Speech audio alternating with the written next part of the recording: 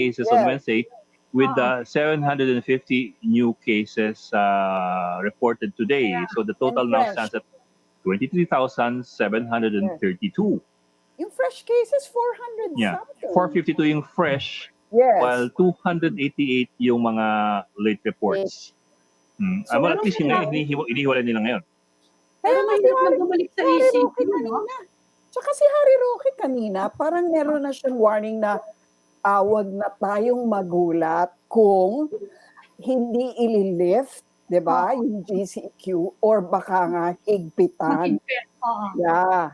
Pero hindi siguro mahigpitan ng todo-todo, no? I don't think they can stop mahirap the na ibalik. construction. Yeah. Magpapagupit na ako bago Binanggit mo mahigpit kanina, ulit. pati nga yung mga massage establishments, nagpakita na kung paano gagawin nila. Pati They're gym. asking, no? Pati mga gym, yeah. They're asking the IATF, wala na silang negosyo, walang hanap buhay. Yeah. So, ewan ko kung anong gagawin. But anyway. Grabe nga may nag-post dun sa thread ng mga yung wag po titos. Magsasara na raw yung Pegasus, yung mga... Wow, yan ang malungkot. Hindi, I've never been in there. I've never been in those. Air Force One, yung mga ganoon. Magsasara na raw. So pati yun. Natatakot Alam ko, good boy ka, Ed. Alam ko yan. Actually, hindi ka good boy. Takusa ka. Pero yung construction, hindi pa yun yung intro mo kanina. Segue tayo sa construction eh. Patay na punta dyan. Mukhang hindi matitigil. Saka nag-umpisa na traffic build-up because of the construction. Kanina, I don't know why. Kanina, so super traffic kanina. I mean, it was an unusual bad traffic day today. I don't know why. I'm not sure if it was the rain or anything else. Holiday sa Friday. Holiday sa Friday. So I think people are rushing to do whatever they need to do while offices are open. I think. So you mean we're back to yung mga the big rush before the long weekends? We're back to that already now. Ano kailangan mo mag-withdraw, kailangan mo kung ano man yan, 'di ba? Kailangan mo nang bumili ng whatever kasi sweldo pa din, 'di ba? nga pala no. Construction Yeah. So talagang things siguro natin about construction, no? Yeah. Yeah. Joining us tonight is DPWH's Build Committee Chairperson Ana May Lamentillo. Ma'am, good evening and welcome to the Chiefs. Magandang hapon gabi po. Well, it doesn't matter po. It doesn't matter. We're seen all over the world, di ba? Yeah. Ma'am, let me start off with this kasi we understand that at least as of I think it was May, yung DPWH suffered the biggest cut for the benefit of the COVID-19 relief efforts. I think 122 billion was sliced off your budget for 2020. At the same time, si ASEC Goddess Hope Libiran ng DOTR earlier also said the mga 35 transportation projects worth 15 billion were parang freed up, kumbaga tinapyas o pinagpaliban muna to give way for relief efforts. So give us an idea first. You are head of DBB. What projects have been put on the sideline? What projects are being delayed because of COVID-19? Well, as far as big ticket projects are concerned po, tuloy-tuloy po tayo as far as DPWH is concerned. Meron po tayong mga reprioritized, pero po yung mga big ticket projects po natin under the BBB, tuloy-tuloy po yung ating paggawa. In fact po, yung NLEX Harbor Link, nagkaroon po kami the first drive-through inspection today, so we were able to resume construction noong May 17. We applied for an exemption because we consider this as one of the priority projects. And as of today, it's about 96%. So tinatapos na po namin yung asphalting and yung mga safety works. And then hopefully by June 15 po, we're confident na magagamit na po yan ng ating mga motorista.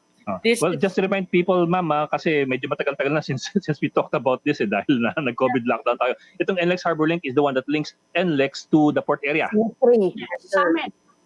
Ang maganda po dyan sa NLEX Harbor Link, ginawa po yan ni Secretary Villar as part of the EDSA Decongestion Master Plan. Mhm. So ito pong Harbor Link is one of the main projects that will be under the EDSA Decongestion Master Plan. Ang maganda po dito, the NLEX Harbor Link connects Malabon, Valenzuela, Caloocan, Mhm. Manila, and Quezon City. So kung dati Right. po aabutin ka ng 2 oras to traverse Quezon City and Manila, with this project po, 15 to 20 minutes na lang. Kanina Wow. po, sinubukan po yan ng mga media, mga kasamahan po natin sa media, and when they tried it, may isa po 8 minutes lang yung kanilang travel time. Meron po na isa 13 minutes. So, may kita niyo po na malaki po yung magiging epekto nito. Ang maganda po ito, it's also functions as a diversion road. We will divert about 50,000 vehicles away from EDSA, C5, and other main thoroughfares, mostly Wow. trucks. So, 70% Wow. po ng trucks natin, ang expected po nagagamit nito because this is the first truck-graded expressway. So kung dati po meron po tayong truck ban, kumbaga nalilimit yung trade natin with the number of window hours. Ngayon po, with the NLEX Harbor Link, 24/7 po pwede pong dumaan dito yung mga trucks natin. Wow. Okay. Ang, Okay. Eh, yun Pero ang ma'am, maliban doon, ano po? nakaka-traffic no? Yung Mhm. trucks. Yeah. ang maganda din po dito, sir, we made it part of a master plan. So ang mangyayari po nito, this will be connected sa Caloocan Interchange. This will be connected to Skyway Stage 3. This will be connected to NLEX SLEX connector, which we will all finish by 2022. So kung makikita niyo po ngayon, almost all our big ticket infrastructure projects are interconnected, which was never seen or done before, because parang they function as individual and as isolated infrastructure projects. But for this administration, pinaghalo po natin yan. In fact, yung Binondo Intramuros Bridge, kung makikita niyo po, kitang-kita niyo na po siya doon po sa Pasig River. So malapit na po silang magtugtog. Okay. I remember last year, si Secretary Villar, he was saying na panoorin nyo because next year, meaning this year, sunod-sunod ang inauguration ng mga highway, no? At saka yun nga, yung mga projects. So, of course, because of COVID, hindi nga nangyari yun. But what kind of inauguration picture can we expect moving forward? Kami po tuloy-tuloy pa rin po yung trabaho namin. We release po a different set of construction safety guidelines. So it's gonna be part of a new normal.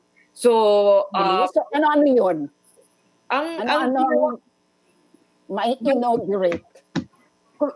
yung mga inaugurate, Yes, yes. una po yung Remedios Bridge po natin, kasama din po yan dun sa in-apply natin for exemption, and we expect to finish it by this month. Yung Saan yun, yung Remedios Bridge? in Manila. Manila. Yes. Opo. Okay. Ito po yung may kita nyo po, malapit po siya doon sa Rojas Boulevard area. Okay. Yung Skyway Stage 3 project po natin, tuloy-tuloy po yan. We expect to finish it within the year. Ang ginagawa po namin, si Secretary Villar made it sure na 24/7 po yung construction natin. So ngayon, we employed more construction workers and then 3 shifts na po sila. So para po mahabol natin, katulad po nitong NLEX Harbor Link, we utilize about 2,000 construction workers. Wow. Okay. 3 shifts po, and tuloy-tuloy po yung trabaho. Kung kaya't nakita nyo po, kahit na nung before, even for the construction facilities, for the quarantine facilities, ang ginawa po dyan is 24/7 din po yung construction schedule, pero po different shifts of construction workers.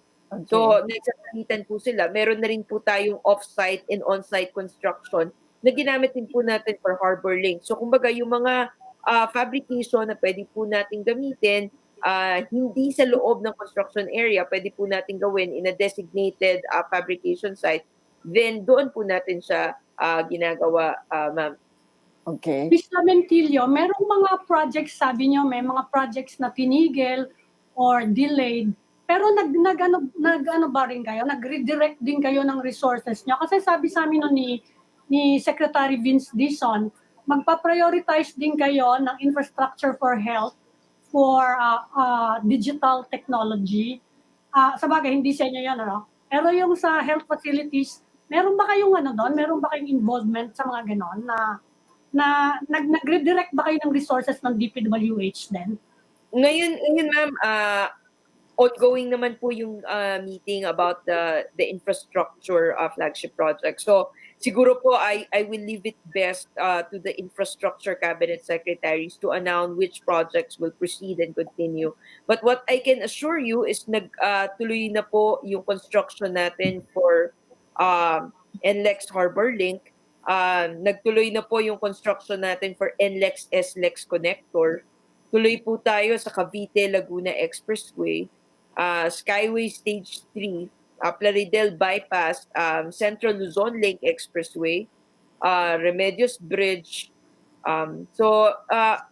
Yun po yung ilan lang doon sa ating mga big ticket projects na tinatrabaho na po natin ngayon because these are low-hanging fruits. Ibig pong sabihin, within the next few months, Matatapos na rin naman. Yes. finish. Yes. To finish. And for example po, yung Skyway Stage 3, pag natapos po natin yan within the year, we expect to divert about 70,000 to 100,000 vehicles away from EDSA and C5. And katulad nga po nung lagi namin sinasabi, we are already losing a lot of money because of traffic congestion dito po sa Metro Manila. So we feel that by investing in infrastructure, we're going to improve yung ating overall way of doing business po. Well, Okay. nabanggit niyo po yung traffic. Kasi napag-uusapan namin kanina nila Ed, sobra-sobrang ang traffic ngayon. There are so many ongoing projects, mukhang road repairs, kung ano-ano ngayon, all over Metro Manila. Matatapos kaya yung karamihan dyan by August 24, for example, kasi yun yung target date ng school opening. Kahit blended learning yon, saka karamihan nasa bahay pa rin, we're still expecting more people on the street. Matatapos ba karamihan doon? Yes, ma'am.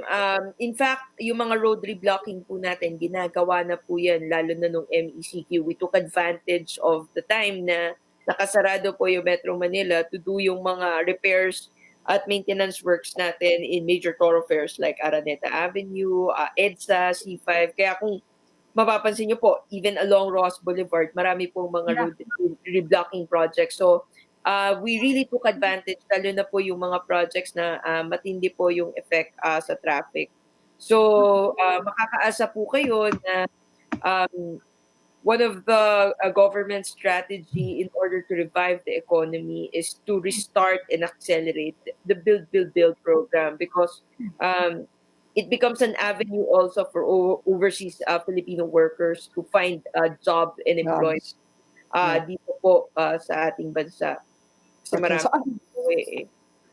aside from these projects being low-hanging, what were the other bases for determining the reprioritization of projects? Again, ma'am, siguro po it's an interagency effort. Ang tamang tao po siguro na magpaliwanag would be NEDA in the Department of Finance as to the standards. I do not want to preempt the discussion made at the cabinet level. I think they will lay out the standards po para dyan. But offhand, overall impact po. In fact, bago po namin piliin at sabihin na ito ay infrastructure flagship projects, tinitingnan po natin yung impact niya doon sa overall economy. At ang ating minimum rate, at least for dun sa economic rate of return, is at least 15% for our big ticket projects. So, expect na ito po yung benchmark namin pre-COVID, but I will leave it up to the cabinet secretaries to discuss kung ano po yung metrics na sinusundan po. What are projects outside of Metro Manila Meron bang mga na-prioritize doon?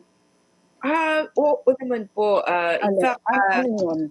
Boracay Circumferential Road Project po.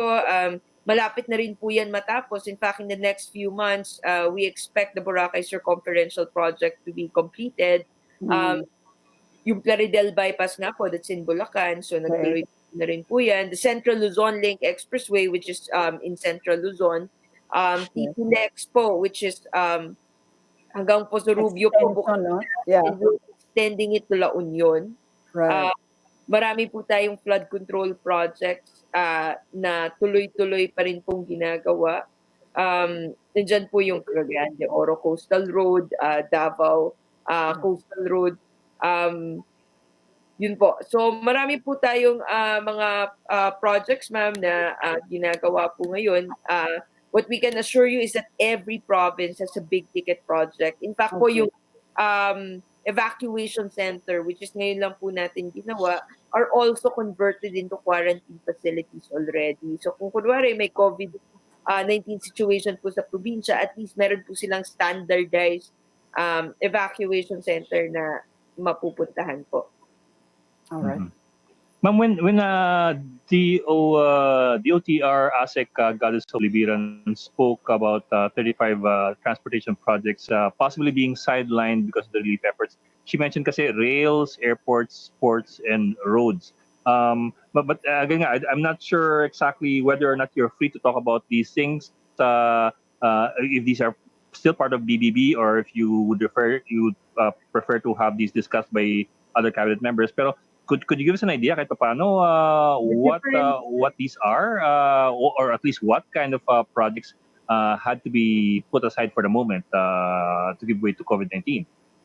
The difference po kasi between DPWH and DOTR, kami po, we have thousands of projects that are simultaneously ongoing. So pre-COVID, we had about 20,000 projects being implemented since 2016. So I think it would be best to just give an overview, and I think it would be best discussed po by the cabinet secretaries. I do not want to preempt the issuance of the infra flagship projects na ilalabas po nila, which will include yung mga healthcare related projects, because these are interagency na dati po it's not under DPWH. Sige, you earlier mentioned the DPWH projects absorbing returning OFWs. Naumpisahan niyo na ho ba ito? Have you started employing returning OFWs? And how many kaya ang kayang i-absorb ng mga ongoing projects?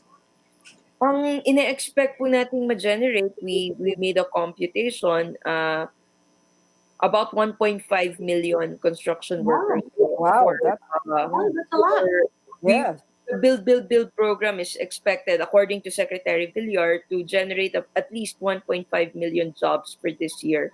So that's assuming po, this would include yung mga short-term projects po natin that will only last 2 to 4 months. But we feel that yung construction industry po kasi natin has a biggest multiplier effect, especially since if you check yung profile po ng ating mga OFWs, marami po sa kanila yung construction workers. And Pero nag-umpisa na, you've started hiring, or have you started receiving applications, job applications? Yes, ma'am. In fact, yung, di ba, even before every Labor Day celebration, meron po tayong jobs. Yeah. So, tuloy-tuloy naman po yung ating coordination po doon. In fact, di ba, nagkaroon po tayo dati ng problema that we didn't have enough construction workers in the Philippines, and marami po dun sa mga construction workers natin voluntarily went back to the Philippines to serve the country. And I think this is the reason why a lot of our build projects are successful. Marami po tayong mga skilled construction worker, and we're very thankful that they opted to serve the country and to undertake ito pong mga BBB projects natin dito. So game-changing projects which have never been done before. What about other projects that are also huge and vital, like, for example, dams, irrigation projects, lalo na yung Kaliwa Dam, no? Although controversial siya. But we need to address the lack of water supply coming from Angat, for example. How is the DPWH viewing that? Ma'am, the problem is it's not under our jurisdiction. So I think it's Oh, NIA saan yun? and National Irrigation. MWFS Oh, doing the Kaliwa Dam and yung other irrigation projects po natin. So um yun po, we're doing yung ating mga elevated expressways, we're doing the bridges.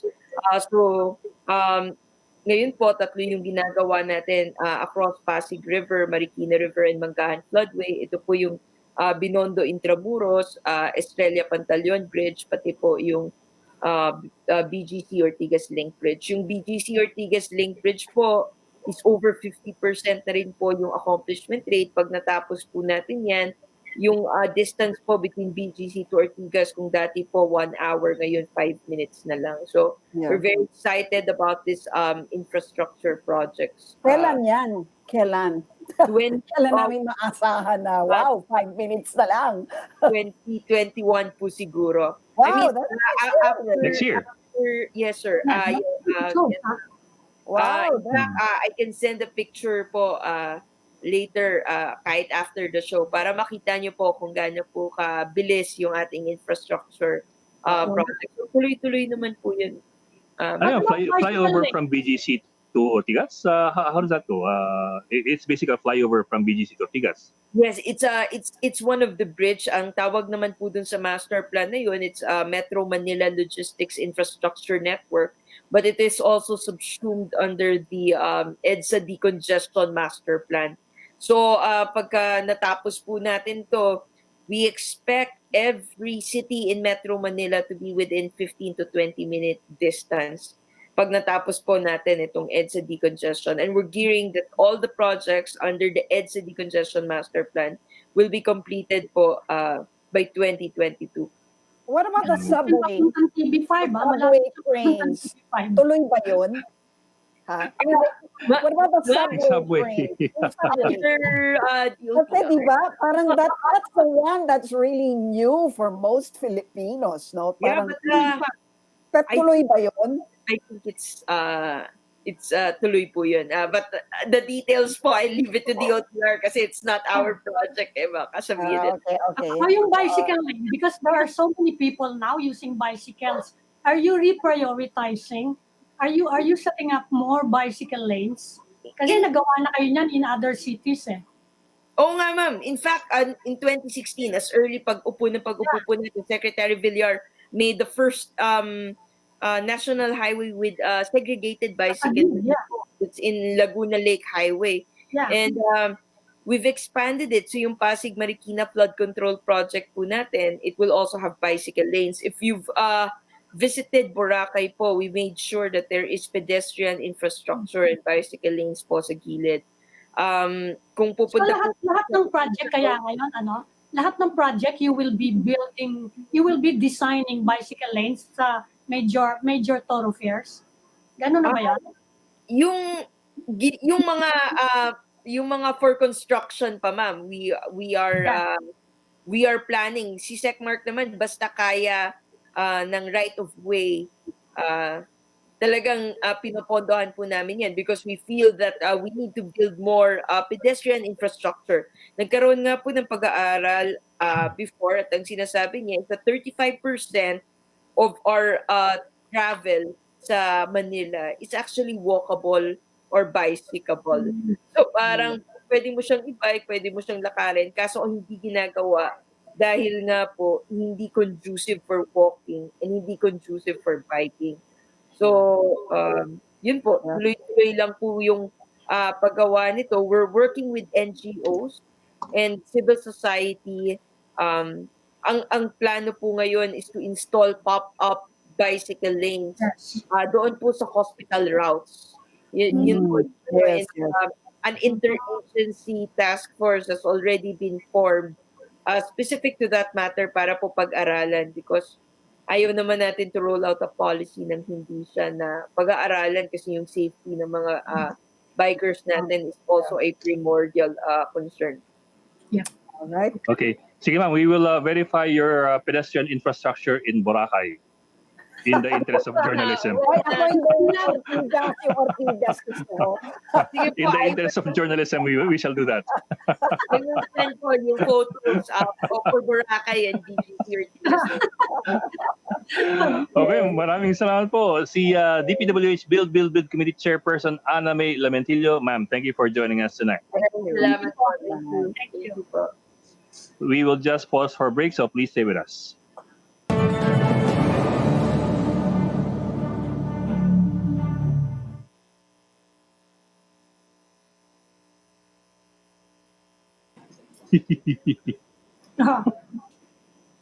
Talaga hat na hat ka nang pumuntang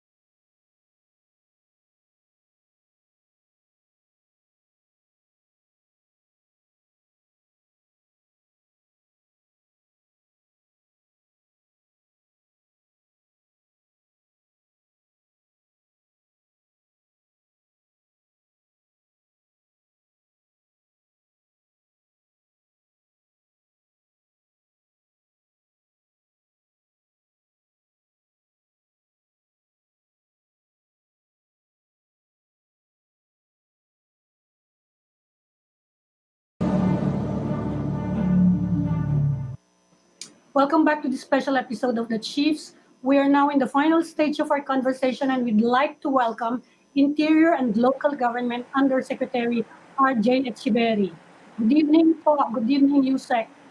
Good evening and more power to your program. Thank you. We're with Lucy Cruz Valdez of TV5 Hi, and sir. Lingao. Hi, sir. Yes, Oh, good evening, Lucy. okay. Good evening. Okay. Siguro, Yusek, we start with siyempre, COVID pa rin, ano? The general situation, kumusta po ang compliance with the various degrees of community quarantines? Kasi yung ibang lugar nagrereklamo na ngayon lang daw nagdadatingan daw kung saan-saan yung mga tao nila, mga residente nila eh. Bigla daw sila nagkakaroon ng cases. What's the situation now? Well, at this point in time, since a majority of our area are under GCQ, unti-unti na ho nakakauwi, no, yung mga residente natin, yung LSI, no, yung locally stranded individual to the provinces, no. But before going to the provinces, they have to follow certain requirements, like there's supposed to be no symptoms whatsoever of COVID, and they've undergone some testing and quarantine for 14 days. We also allow LGUs at their discretion to test incoming residents for possible COVID symptoms. No? If found that they are positive, they have to undergo testing again and quarantine in an area specified by the LGU. So to answer your question, tama po kayo, unti-unti hong nakakauwi na yung mga locally stranded individuals natin dahil nasa general community quarantine na tayo. Ang medyo nahihirapan lang tayo, yung mga individual na lilipad. Ibig sabihin, pauwi ng mga probinsyang nasa bandang Visayas at Mindanao dahil hindi pa yata pinapayagan ng ibang airlines na magbukas dahil pinag-uusapan pa, no, we leave the discretion to the LGUs if they will allow passengers from an airport of, let's say, in NCR to arrive in a destination of their province. So tama po kayo na may ganyang sitwasyon na pailan-ilan na dati wala, pagdating doon meron na. So konting ingat na lang po ang ginagawa ngayon ng mga governors dahil pinagmamalaki nila yan sa mga residente nila na mababa ang kanilang COVID cases. Tapos pag nag-uwian na yung mga kababayan nila, doon lang nagkakaroon ng cases ng COVID. That's why we are pushing for isolation. Minomonitor ko rin po, nakadesignate po sa akin yung pagmamonitor ng isolation hospital or isolation area and quarantine area for LGUs, no, to monitor kung they are observing, setting up, or finding a place for an isolation in their respective provinces. Mhm.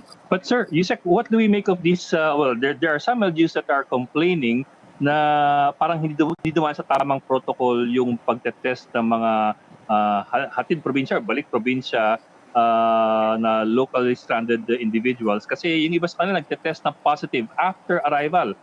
For example, I think it was Mayor Gandarma ng Marawi who said na he has several who returned to his city kaya biglang nagkaroon ng COVID positive sa city niya because may ilang I don't know if it's balik probinsya sabi niya. Hatid probinsya program. Pati Ormoc. Si Ormoc Mayor Richard Gomez. Richard Gomez. I'm sure you have heard about these complaints. What do we make of these complaints? We keep on advising our LGUs to side over caution, on caution. Meaning, hindi talaga maiiwasan na kahit na dumaan na sila sa masusing quarantine for 14 days and at the same time, na swab test na, may posibilidad ba na after uh, being negative, getting a negative test, is there a possibility na kapag dumating sila sa probinsya, maging positive? Yes. Maraming pwede kasi mangyari na along the way, may nadaanan, may positive na nakausap, na infected. That's why we allow our LGUs in the provinces to also observe strict protocol on receiving LSI, no? Yung mga returnees na makababayan nila. They could always ask them to undergo testing for caution. And at the same time, if found that, they still have, well, they found out na negative sila, they really have to follow protocol of being quarantined. So, to be honest, that's really an issue and a problem na kahit na sinong LGU will really have to, hindi naman kasi, wala namang kasi magagawa kahit naman i-quarantine mo natin for 14 days, kahit isang buwan na nga dito, negative na dito, pagdating doon, positive. Sino may kasalanan, dumaan naman lahat sila sa protocol. It's just really like that because COVID is everywhere. So you really have to be very cautious about it. May kasalanan ba ang DOH? May kasalanan bang ang DILG for allowing them to return? Kung dumaan naman sila o OWA, kung dumaan naman sila sa protocol, tapos pagdating doon positive, siguro hindi naman. And if you will try to check on the records, hindi naman marami yon. Probably there a handful. Sir, do you find na nahihirapan din yung mga LGU dun sa amount of discretion that you give them to decide when to admit stranded individuals home and how they can communicate it to all the other LGUs, particularly NCR, where majority of the LSIs are, no? Can you just describe to us how really difficult that might be for LGU leaders in general, the mayors and the governors, no? Yung discretion that they have to exercise in order to keep their localities COVID-free, but at the same time to welcome their own constituents home. It's really difficult, and some of the governors really are very cautious and very strict about it because it's not easy to maintain a COVID-free province and of course prevent their residents from coming back who are still working in NCR, which we know is the epicenter of COVID. Yes. So that's why in the Balik Probinsya program really intends to allow the LSI to return to the provinces, most especially those who are informal settlers, who have no way of having a livelihood with this situation. Yes. And the best way is to return to the province. Perhaps they have more chances of getting of feeding their family. Right. Dahil Pero kung ayaw naman sa kanila, yun nga ang hirap eh. What if the LGU, and I know that some LGUs would rather not, at least not this time. So how do you make them come to a fair agreement on when to receive in other words, how do you implement this Balik Probinsya in a manner that will be win-win for both the returning resident and the LGU who's wary? That's why there's a good suggestion by former Governor Sherry Antan, who's now the congressman, who's now presently the congressman. They had a proactive stance. Hindi na nila hihintayin, no? Hindi na nila hihintayin yung LSI. They already what the proposal was is for all governors to have they have to trace the LSIs, or they have to trace those who would want to return, and then provide them with vehicles, provide them with livelihood, provide them with the hotline where they could communicate with the family. Short of saying, in order for this to work, the governor should be more proactive. Hindi dapat para naghihintay. Kailangan ikaw ang nagre-reach out doon sa mga kababayan mo na gusto nang umuwi. At kung gusto makauwi, dapat nakahanda na rin yung mga governors. It should not be a mentality of wait and see. It should be a mentality of being proactive. Otherwise, hindi pwedeng yung, wag kayo pumasok dahil, no, you have to help the national government to locate these people who would want to return to your province. And I think Governor Sherry Antan's proposal is now being discussed in the IATF. And hopefully the League of Provinces and the League of Cities should play more of an active role here. Hindi yung parang let's keep it safe. There should be more of an proactive role on the part of the governors and the city mayors. I get the impression sometimes that it's the LGU leaders themselves who actually are not buying into the Balik Probinsya program. They're actually resistant. Am I wrong? Very few. Very few. Meron naman, but pag napapaliwanagan naman po, and I'm sure hindi naman nila pwedeng, botante nila yung mga yun eh. Hindi nila pwedeng tanggihan ng public ang mga taong bayan at mga botante nila. So, they really have to entertain them and provide for them. Kasi karamihan sa mga yan naman, pagdating ng eleksyon, bumabalik sa probinsya at bumoboto doon minsan. Hindi pa bumoboto sa Metro Manila yan. Bumuwi sa mga probinsya yan at bumoboto. So, it's also something that the governors should look into.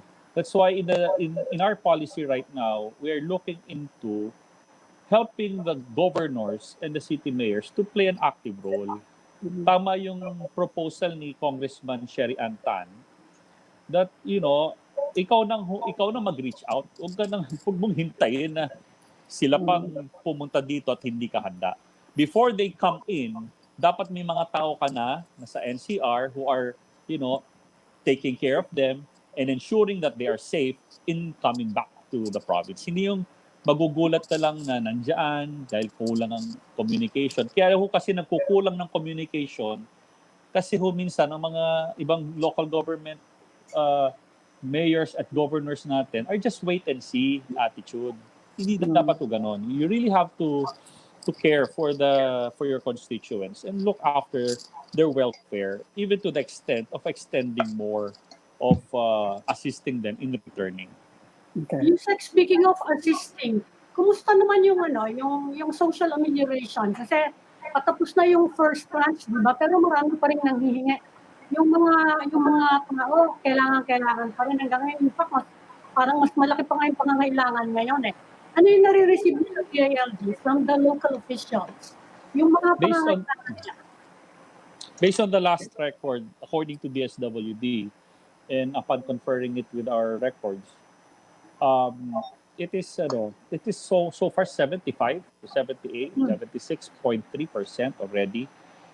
Meron pa rin ganung error na may nasasama pa rin na hindi na ibibigay. Ito po yung mga namatay na siguro, ito yung mga hindi na nakatira doon, na nasa listahan pa rin ng DSWD. I cannot answer on what will happen on the savings. Perhaps DBM can better address that if they could still use the savings from those who have failed to receive it and probably convert it to be part of the second tranche. It would depend on the IATF and DBM's explanation. Pero yun ang gusto ng mga local officials. Are they asking for a second tranche? Based on what their constituents are saying, marami bang nanghihingi ng second tranche? Marami pa rin po nanghihingi ng second tranche kasi yun yung ipinangako na Hmm. Remember, the list the list that DSWD has used is a census of 2015. Yes. Hindi yung updated. So, meaning, marami na dyan na namatay at marami na rin na pumasok sa barangay na hindi alam ng DSWD. So the best person to really decide who are deserving in the amelioration are the barangay officials to be verified by DSWD. So, yung inuna ho muna natin, tapusin yung first tranche. At ang ipinangako sa mga barangay, ilista nyo lang muna yung mga sa tingin nyo hindi nakalagay sa listahan at yun ang hihilingin natin na maisama sa second tranche. Tanong, na ibigay na ba lahat? Hmm. I need to get back to you on that. No? Hmm. Perhaps some are being given, but I still don't have the exact figures right now. Pero sir, saan tayo ngayon sir? Kasi the last we heard nga, yung 5 million families na hinihingi na bagong listahan ng mga hindi nakasama doon sa 18 million. That was the last we heard eh. And then of course, Congress and the Senate were deliberating initially on the Bayanihan Part 2 na hindi natapos. So where does that leave us? In other words, sir, are we still going to have a second tranche with or without a Bayanihan Act Part 2? Based simply on Bayanihan Part 1 na meron pang 100 billion dapat for month 2. Well, the clamor really is to give the second tranche. Dahil may pangako ni.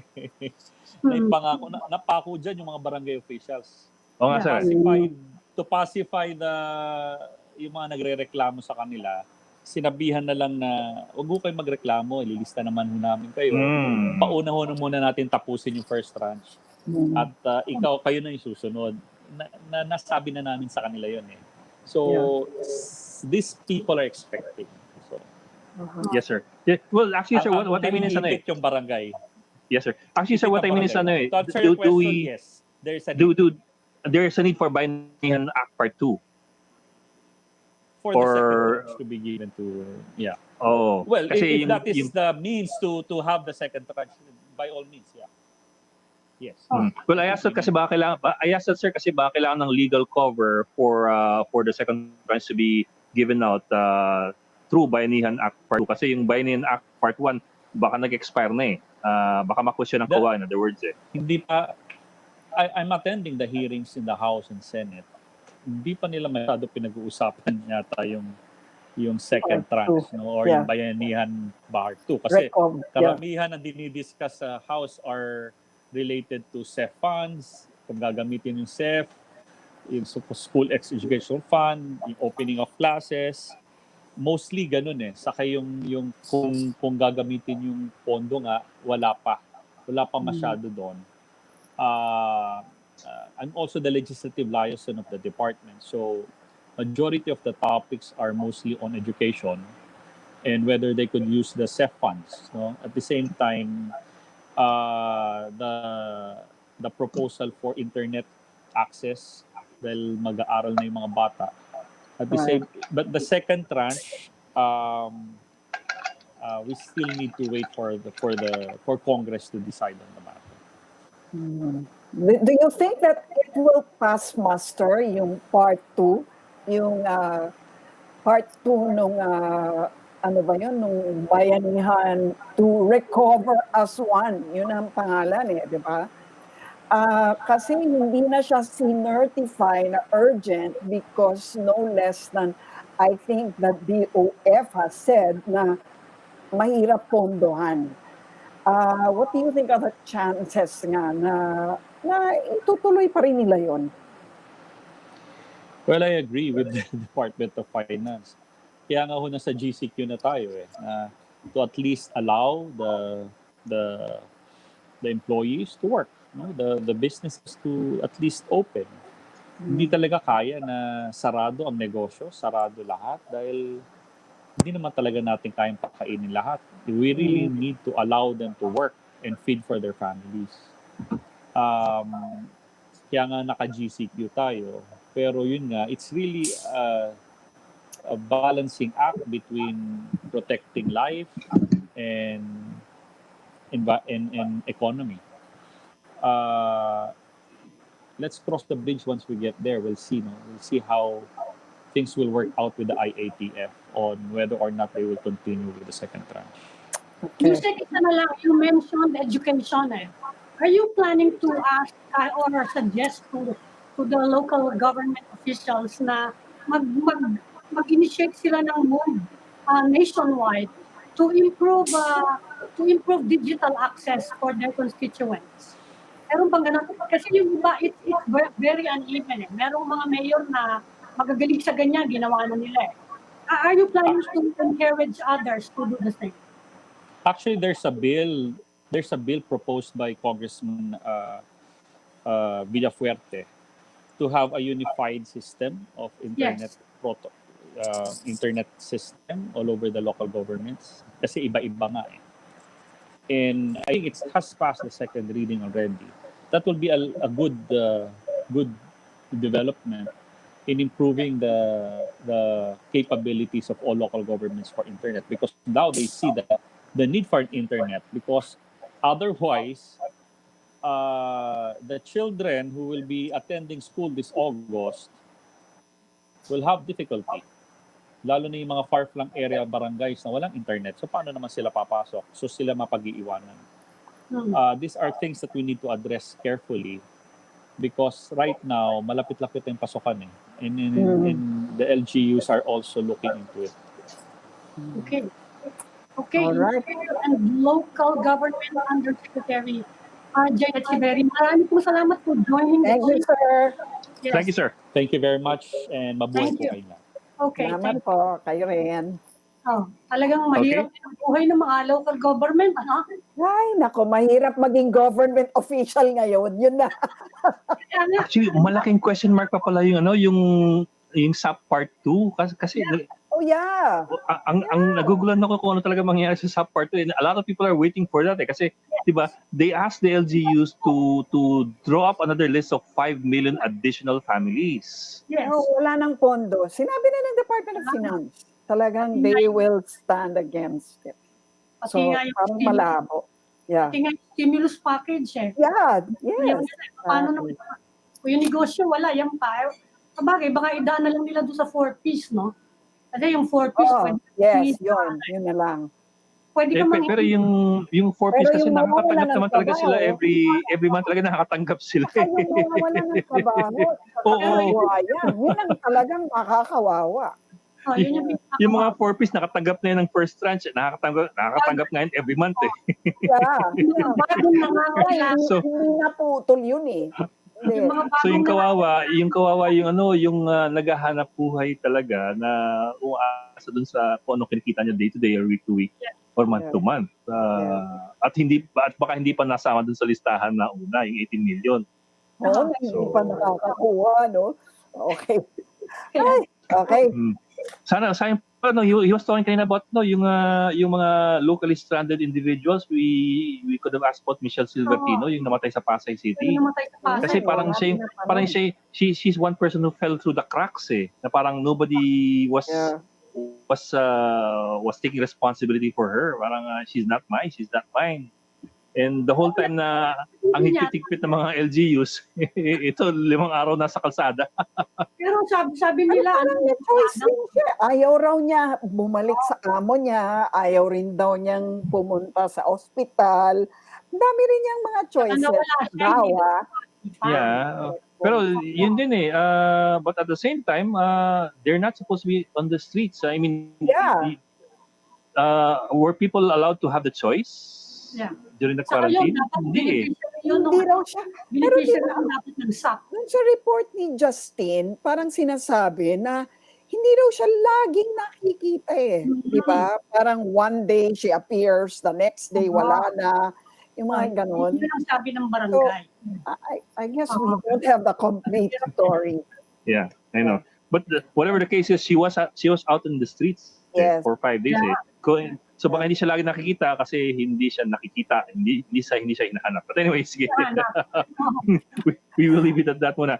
Okay, that's our wrap for tonight. You can also catch One News on Signal Play app. Register for a free account now at www.signalplay.com and stream One News live anytime anywhere. And that will be all for this special edition of The Chiefs. We hope to discuss your week. We'll keep the conversation going.